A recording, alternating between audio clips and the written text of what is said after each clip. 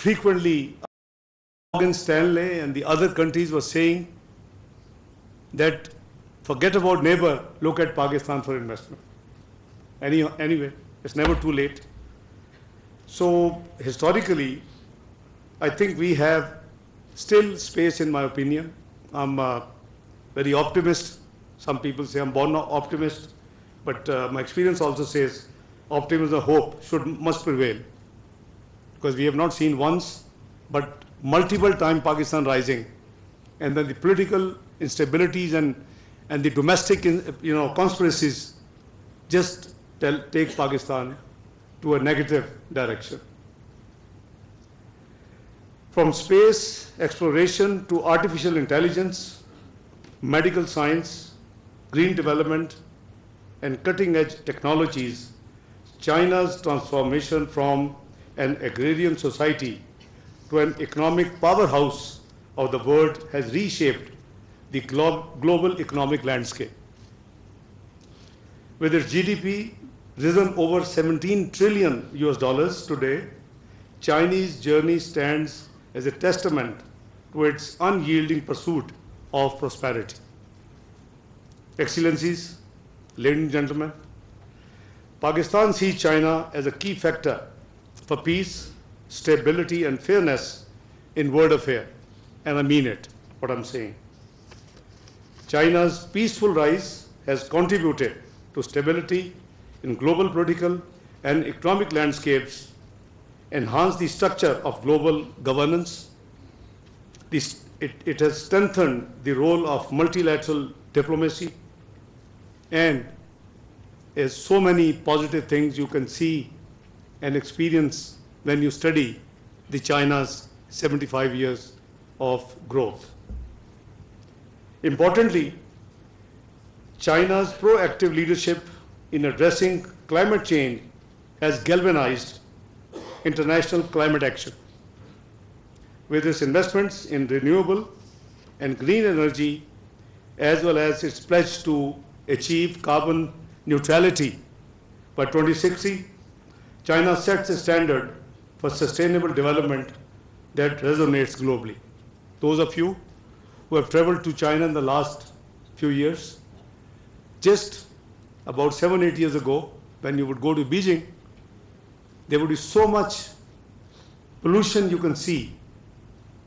In just 5 to 6 years, I've just been in the last 2 years few times, and I'll be going soon again, Excellency.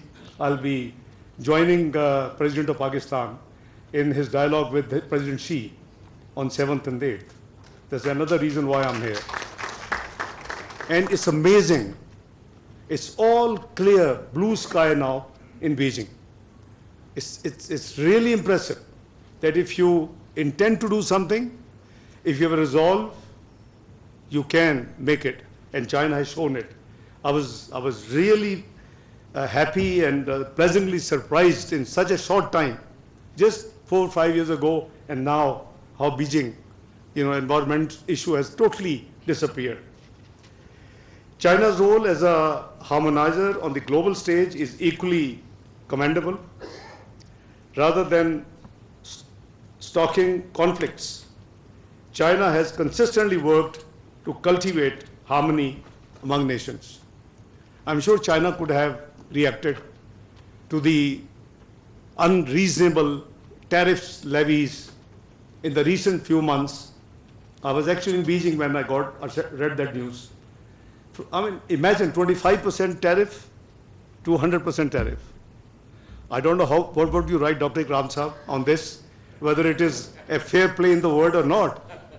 But that's what happened. I read in China, I was on an official visit with Prime Minister. And I couldn't believe that, this can also happen. This is nothing but politics. An unfair way to stop somebody to be achieving, which in my opinion they will achieve one day. Yes. The humbleness, the hard effort, the commitment, the dedication with which the Chinese leadership work, I don't see it's going to be too long away when they will be achieving this thing. This dedication, as I said, to peaceful coexistence is evident in its historic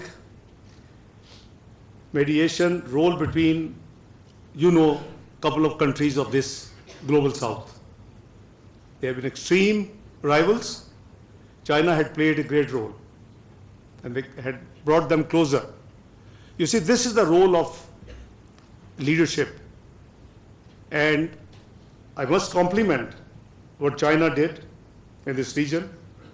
Pakistan deeply values China's support in addressing long-standing issues, including the issue of Jammu and Kashmir as well as Palestine.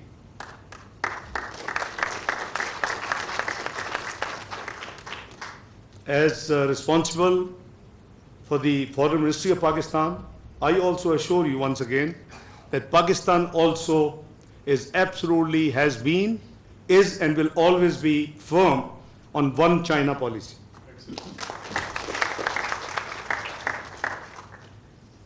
Excellencies, ladies and gentlemen, the past 7 decades of Pakistan-China friendship are marked by a shared history of trust, resilience, and solidarity.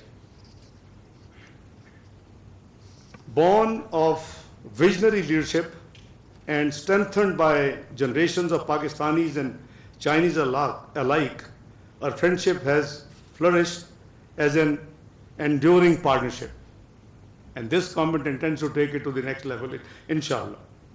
As all-weather strategic cooperative partners, Pakistan and China have stood by each other both during times of peace and in times of difficulty. Be they natural disasters, economic disruptions, or geopolitical shifts, China-Pakistan friendship has been consistent, steady, and that's why they say all-weather friends. One of the most notable achievement of this partnership is the China-Pakistan Economic Corridor, which His Excellency, the Ambassador, has pointed out. Let me share with you the history. Pakistan was suffering by 2012, 18 hours of load shedding. I'm sure you would have forgotten by now. We have a very short memory. 18 hours in the urban areas and 20 hours in the rural areas, average. Pakistan had already held the elections, 2013, May 2013. We had won the elections. And Chinese premier were visiting Islamabad, and invited Mr. Nawaz Sharif as the obviously known to be the next Prime Minister of Pakistan. I accompanied him, and so did the current Prime Minister Shahbaz Sharif. We held a meeting in Serena, Islamabad. The Chinese premier asked Mr. Prime Minister, he addressed him already, Mr. Prime Minister, tell us what can we do for you. And Mian Sahab said that please help us in getting rid of this load shedding in Pakistan. You would be amazed to know when you analyze. I can see some people here, I can see Rana Sahab is here, Mehtab is here, they all know the background. So you see, the maximum investment out of the CPAC was for generation of electricity projects in the private sector. There has been a lot of malafide propaganda from the containers and otherwise. In the powers of echelon, they really believed that thing. And as a finance minister, I confronted those all. तो बड़े महंगे loan दे दिए China ने, 8% loan है, ये loans हैं, ये investment नहीं. And I confronted them. Even today the numbers are available.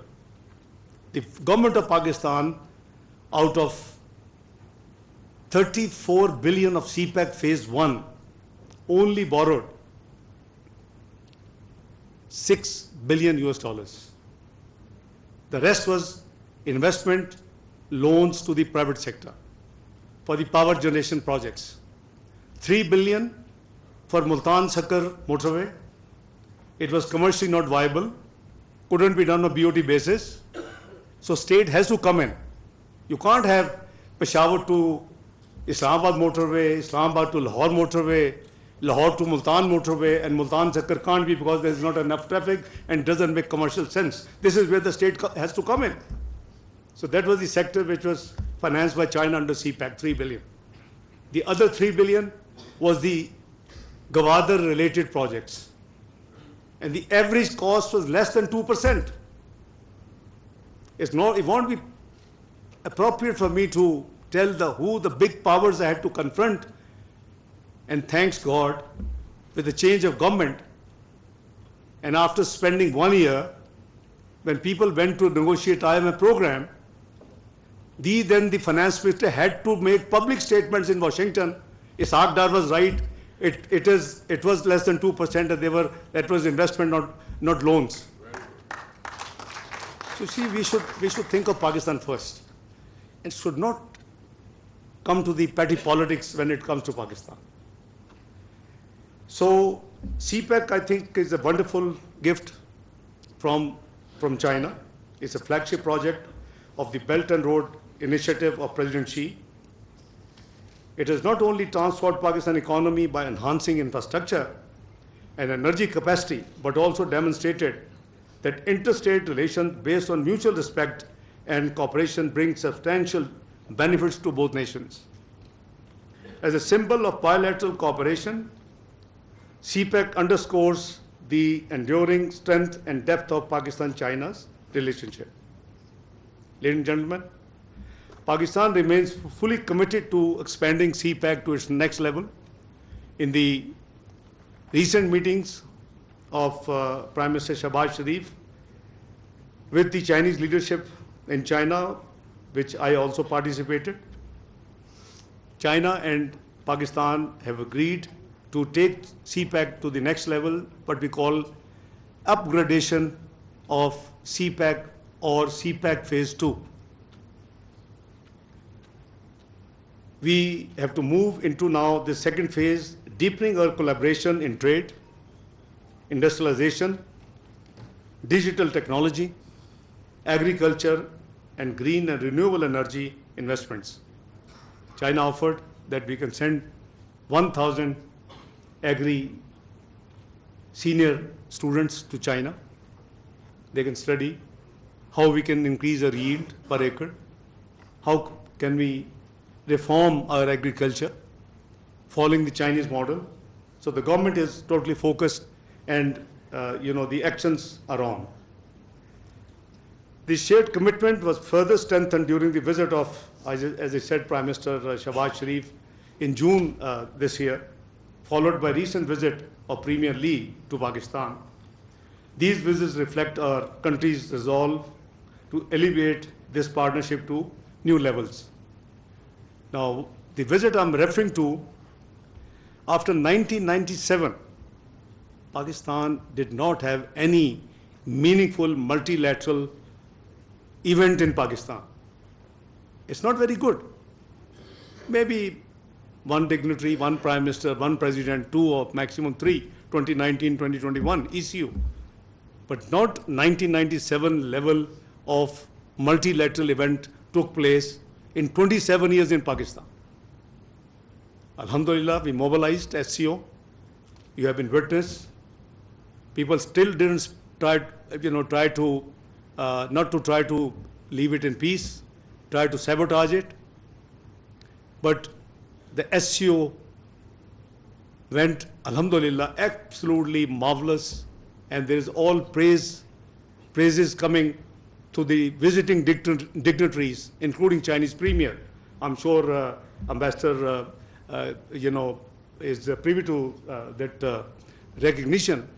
So we have to hold these events regularly.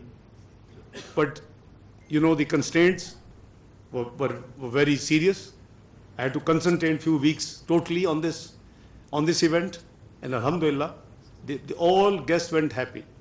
Chinese Premier was there, Russian Premier was there, a number of Central Asian states, all those members attended, and of all the countries, which the speculation was will not represent. If you recall the last year Goa, some negative episode, even the Indian foreign minister visited Pakistan and participated positively in HCO. You see, this is what we should be focusing. So, as China marches forward towards its second centennial goal of achieving the great rejuvenation of the Chinese nation, Pakistan stands at a pivotal moment in its journey towards sustainable and inclusive growth. The trust and support that define our relationship will continue to guide us, enabling deeper strategic cooperation grounded in shared values and principles. Today, as we celebrate China's 75th anniversary, the achievements of the historic journey and the steadfastness of our unique friendship, we reaffirm our commitment to advancing our partnership with renewed vigor. United by shared aspirations, we pledge to uphold peace, foster prosperity, and build a brighter future for our two people and the world. Honorable two speakers had pointed out few things. I'll be failing in my duty not to briefly touch upon them. Mushahid Sahab has a great memory, I must compliment. The incident he quoted was 2nd of December 1998. He was asking me, was it 2nd or 3rd? I said 2nd of December. Because Prime Minister Nawaz Sharif was accompanied by Sartaj Aziz Sahab as Foreign Minister, me as Finance Minister, Mushahid Sahab as Information Minister, and Shahbaz Sahab as the Chief Minister Punjab. But also, Riaz Khokar Sahab was also there. The diplomatic community, we should not miss out their members. The other side was Madeleine Albright. Please, I'm talking from memory. Foreign Minister, Sandy Berger, the National Advisor, Security Advisor. No, Rubin, my counterpart, the Treasury Secretary, and then Talbot and Colin Duckworth. So we had interesting episode because Pakistan was not getting its money, F-16. Musharraf Sahab could not get it. Bibi couldn't get it. Alhamdulillah, that was a historic day. But rest, you will have to wait for Mushahid Hussein's book, which he keeps promising he will quote the entire episode which happened. It will be there fully. So, you have to see the detail. But Alhamdulillah, it is a duty to fight for our country, for a national interest. No matter which building, where you are, who are you facing, you have to have the courage to talk and claim for your right assets. So, Mushahid Sahab, काफी देर हो गई है, 1998, and now we are 26 years. I'm still waiting for the book, because the first round was the political, which was F-16, the new. It was official visit of Prime Minister Nawaz Sharif. And the second round was economic. So the IMF revival. So this was a very historic visit. Dr. Ishaq Sahab might have some idea of what happened. He was with me those days. I remember you drafting an article for me, From Crisis to Hope. Am I right? Okay. Yeah, that's why I'm, recognizing Dr. Ishaq by name. Ishaq Sahab bhi baithe hain. Ishaq Sahab bhi, before the coup, we were thinking to taking him as Governor State Bank. Lekin the competition was between him and Shaukat Aziz Sahab. The coup would have, luck for both. One became the State Bank Governor, the other became the Finance Minister of Pakistan. But they were both interviewed by me for the post of State Bank Governor. Sorry? तो आगे चलते हैं जी. शौकत साहब is a good friend यार. ये सारे छोटे lighter जो दुनिया छोटी है, हमें लाइफ बड़ी छोटी सी है. Gaza and Afia Siddiqui. Two things you have raised. I have to respond. Afia Siddiqui Saiba, again, Mushahid Sab knows, we have done our best. And in the restricted meeting with President Obama, that's the last attempt Prime Minister Nawaz Sharif made. And I accompanied him in that meeting, I and Sartaj Sahab. We requested for, on humanitarian grounds, to get Afia released and sent back to Pakistan, but somehow we were told it's not possible. I didn't give up. Before the tenure of, in 2016, that the tenure of Democrat government was over, I had engaged the current Secretary of State, who was at that time Deputy Secretary of State, Tony Blinken. And at the classified places, my conversations would be available because that was recorded by Dr. Waqar Masood, who was my finance secretary. I did my best for this girl of Pakistan to come back, but anyhow, the word is difficult. Let me tell you the latest. We have not given up. I have just got, as Foreign Minister, a letter signed by Prime Minister Shahbaz Sharif asking, or I would say requesting, let's use the word proper, the President of US POTUS that, they do give a number of pardons before leaving, that if this can be done. So we have done it. Just before coming here, I had Attorney General with me and the Law Minister. I'm sending a delegation of 3 people to go and meet the parliamentarian, the congressmen, the senators in US to lobby. Because we will do our best, but that's all, we should be doing. Excellent.